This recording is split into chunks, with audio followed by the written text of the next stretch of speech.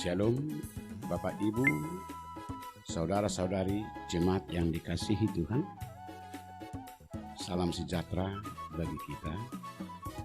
Pada malam ini kita akan melaksanakan ibadah keluarga, di mana tuan rumah adalah remaja pemuda. Marilah kita mulai ibadah ini, kita berdoa dalam hati kita masing-masing.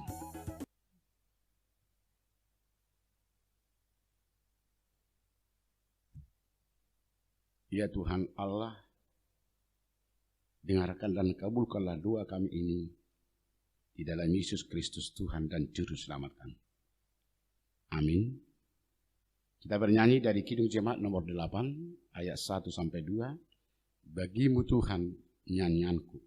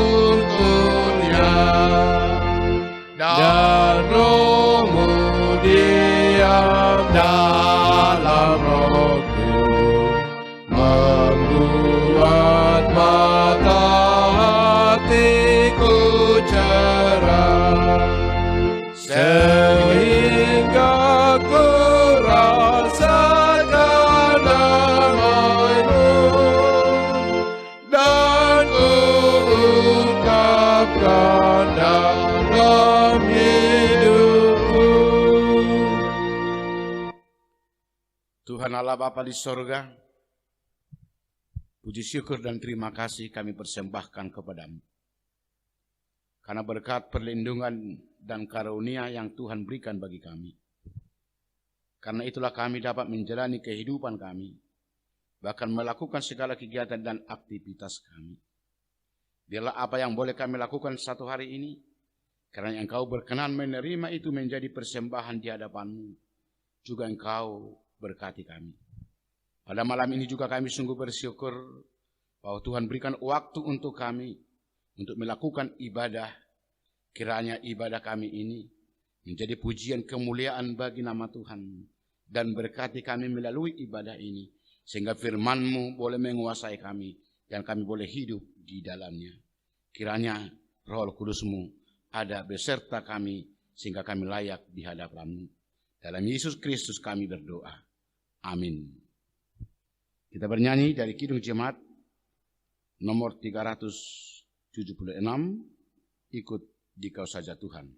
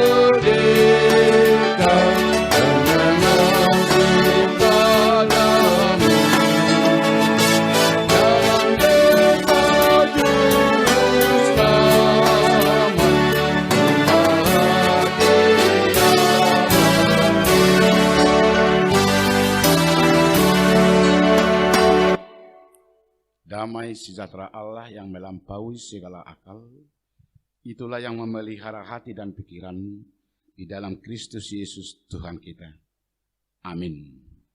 Bapak, Ibu, Saudara kekasih, firman Tuhan bagi kita pada malam ini tertulis di kitab 2 Timotius pasal 4 ayat 1 sampai 5. Demikian bunyinya. Di hadapan Allah dan Kristus Yesus yang akan menghakimi orang yang hidup dan yang mati, aku berpesan dengan sungguh-sungguh kepadamu demi penyataannya dan demi kerajaannya. Beritakanlah firman, siap sedialah baik atau tidak baik waktunya. Nyatakanlah apa yang salah, tegurlah dan nasihatilah dengan segala kesabaran dan pengajaran. Karena akan datang waktunya, orang tidak dapat lagi menerima ajaran sehat, tetapi mereka akan mengumpulkan guru-guru menurut kehendaknya untuk memuaskan keinginan telinganya. Mereka akan memalingkan telinganya dari kebenaran dan membukanya bagi dongeng. Tetapi kuasailah dirimu dalam segala hal, sabarlah menderita, lakukanlah pekerjaan pemberita Injil, dan tunaikanlah tugas pelayananmu. Demikian firman Tuhan. Saudara-saudaraku yang dikasihi Tuhan, Paulus menyapa Timotius yang masih sangat muda dengan motivasi pelayan dan sebagai hamba Allah. Paulus berkata, di hadapan Allah yang menghakim orang hidup dan mati, dan demi penyataan Allah dan kerajaannya. Paulus mau menjelaskan tentang keberadaan Allah, tentang penyataan Allah, bahkan tentang kerajaan Allah. Bahwa Allah itu adalah maha adil, juga Allah itu maha benar dan menghakimi orang yang mati dan orang yang hidup. Paulus mau menguatkan Timotius sehingga dia dapat melaksanakan tugas pelayanannya memberitakan Injil dengan tujuan supaya semua orang dapat diselamatkan atau semakin banyak orang yang diselamatkan karena percaya kepada Injil. Dan tentunya ketika mereka percaya kepada Injil, mereka dikuasai Injil dan mereka hidup di dalam Injil itu sendiri. Kenapa? Karena dikatakan tadi bahwa penghakiman itu adalah pasti. Pengadilan itu pasti. Dan pengadilan Allah itu adalah adil. Semuanya di sana pasti nyata. Tentu di dalam pengadilan Allah yang benar dibenarkan, yang salah disalahkan. Tentu semua orang berharap bahwa bagaimana manusia itu supaya selamat, memperoleh kehidupan kekal dan memperoleh keselamatan. Tapi sebagaimana saya katakan tadi, di dalam pengadilan Allah, di dalam kerajaan Allah, yang benar dibenarkan, yang salah disalahkan.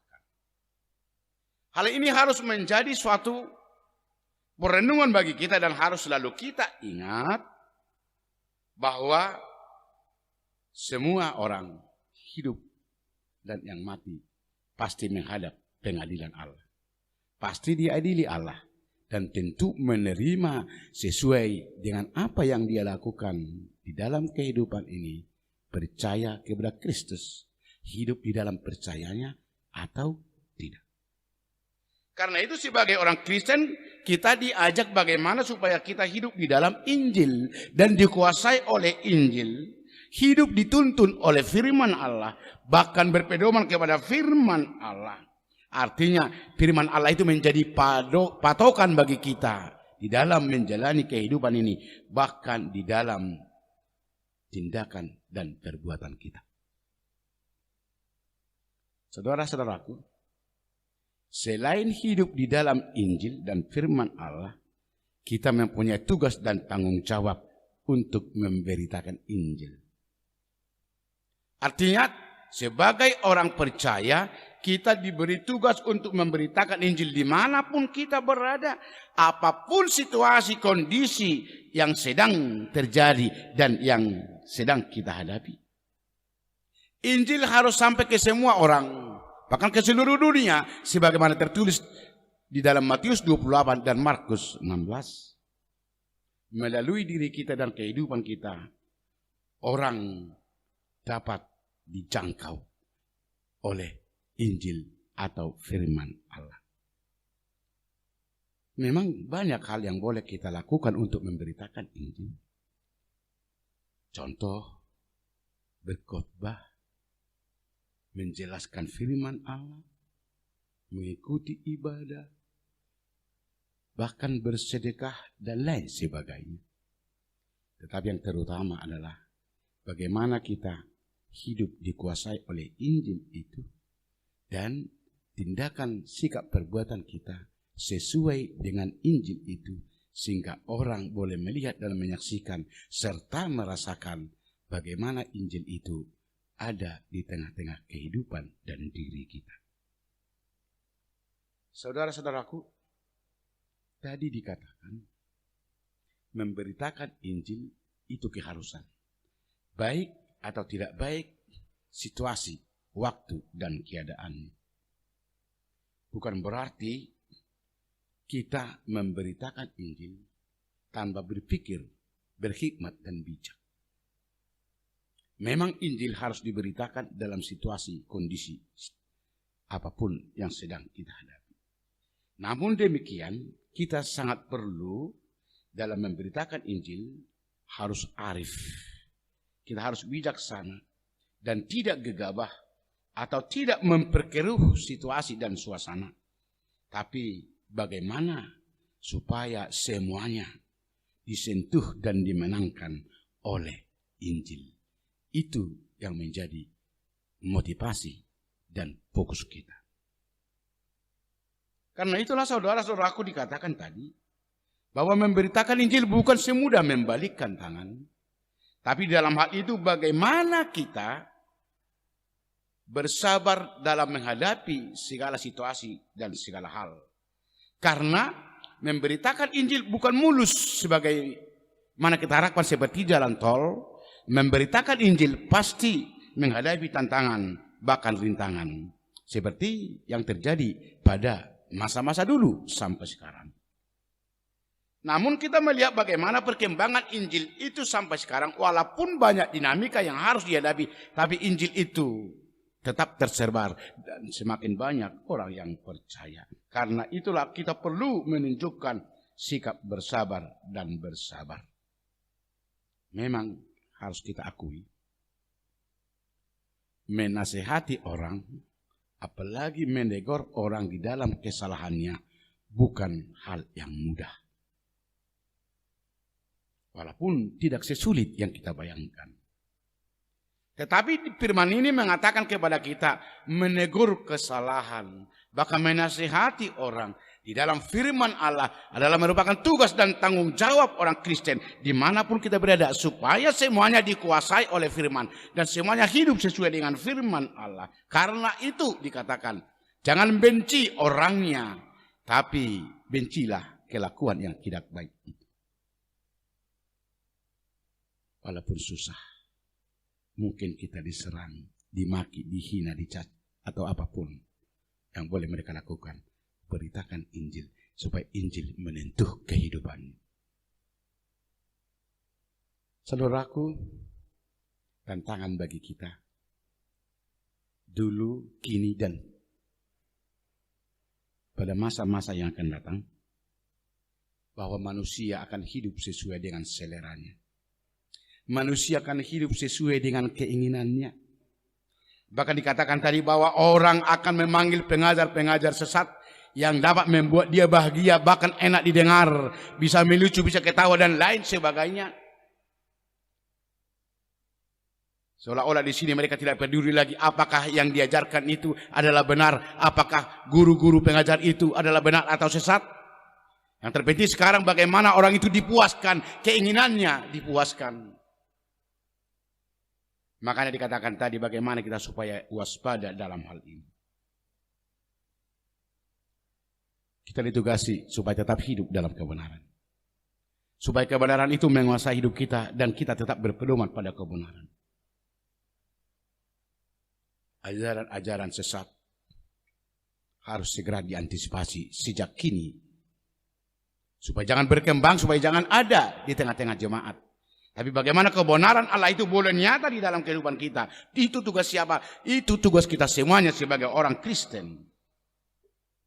Saya yakin kita yang semua hadir di sini, bahkan mendengarkan khotbah ini, kita sama dengan Timotius menjadi pelayan yang setia di hadapan Tuhan. Dan tidak terjebak kepada sikap dan perilaku orang yang menginginkan pengajaran-pengajaran sesat. Kita hidup dikuasai Injil dan hidup di dalam kebenaran Injil. Makanya dikatakan tadi, tunaikanlah tugas pelayananmu. Artinya, mungkin saja beraneka ragam boleh kita hadapi. Mungkin saja situasi kondisi bisa membuat kita menderita atau mengalami apapun. Tetapi hal itu bukan menentukan kita. Tugas kita memberitakan Injil itu yang utama dan prioritas dan harus kita laksanakan. Percayalah, ketika Tuhan ada bersama kita, maka sukacita akan ada pada kita. Karena itu, tunaikanlah tugas pelayananmu. Tuhan mengasihi dan memberkatimu. Amin. Kita berdoa. Bapa di surga, kami sungguh bersyukur bahwa sebagaimana Engkau telah memilih Timotius menjadi pemberita Injil, demikian juga kami. Engkau telah memilih kami menjadi pemberita Injil. Kiranya Roh Kudus-Mu memampukan kami untuk itu. Hikmat surgawi mengajari kami, sehingga kami dapat melakukan pemberitaan Injil itu seturut dengan kehendak-Mu. Mampukan kami Tuhan untuk menguasai diri kami, supaya kami jangan terpengaruh kepada pengajar-pengajar sesat. Tapi biarlah kami membawa kebenaran terang Injil kepada sekitar kami, sehingga semakin banyak orang yang diselamatkan. Kami berdoa untuk generasi muda dimanapun mereka berada. Kiranya Engkau memberkati Tuhan, supaya generasi muda sama seperti Timotius masa kini. Mereka mampu memberitakan Injil melalui kehidupannya, sikap, perbuatan, dan pekerjaan mereka. Kiranya Engkau berkati generasi muda, supaya mereka boleh hidup bersuka cita karena berkat dan keberhasilan yang boleh Tuhan lakukan bagi mereka. Kami percaya ketika para pemuda sekarang melihat bagaimana dunia ini sedang berkembang, bila mereka turut berpartisipasi di dalamnya, bahwa Injil Tuhan tersiar dan terberita melalui kehidupan mereka. Kami percaya Engkau memberkati jemaat dan mencukupkan jemaat-Mu dalam segala sukacita surgawi, karena di dalam hal itu mereka boleh hidup menurut kehendak-Mu. Terima kasih Tuhan. Kiranya firman itu boleh nyata dalam kehidupan umat-Mu dan firman itu menguasai kehidupan kami. Kami menjadi setia sebagai pelayan untuk menjalankan pelayanan yang daripada Tuhan. Di tengah-tengah dunia ini semakin banyak orang yang percaya dan diselamatkan, bahkan memperoleh berkat dan sukacita daripada Tuhan. Di dalam Yesus Kristus kami berdoa. Amin. Kita bernyanyi dan menyerahkan persembahan dari Kidung Jemaat 363 ayat 1 sampai 2.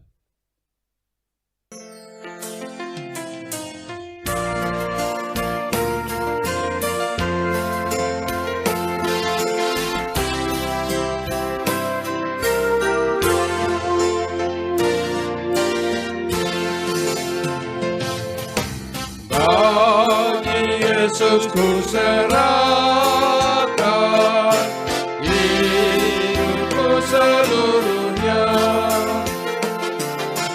hati dan perbuatanku pun batuku miliknya. Bagi Yesus semuanya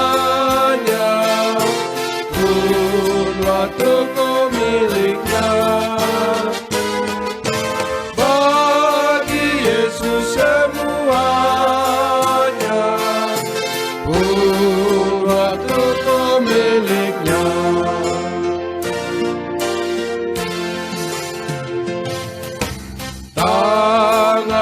kerja baginya, kakiku mengikutnya.